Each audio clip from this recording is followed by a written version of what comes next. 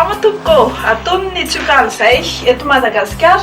amin'izao fotoana izao zany hoe somary miaina anaty atsikitsiky etsy andan'izay koa dia ho mafimafy ny fitsokan-drivotra amin'ny fatra avo rehetra amin'ny tapany avaratra sy ny morontsiraka boety sava analanjoroa fitaolany sy ny manodidina azy dia izay no ela fa toy izao manaraka izao ny vinany toetry ny andro no vinavinaina ao amin'ny rapitso alarobia ho amin'ny maraina dia anorana avokoa manomboka amin'ny fatra Antalahy ny faritany Toamasina tahaka izay koa ny vady fahavito Vinasy Atsimo-Atsinanana any andrahoana ary mety hoarana erika manify ny ilana Atsinanana ny avoatana ary fadimy ny raona sy ny masoandro ny amin'ny fatra sisy tsy misy fiovana fa dia ohatr'izay ihany ny mety toetry ny andro amin'ny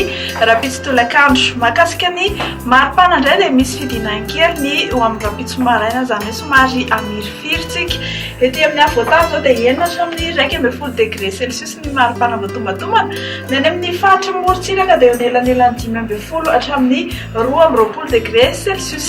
ny maripana mibanika indrindra kosa dia 4.30 degré celsius hitantsika ny Antsohisy Maivatanana iny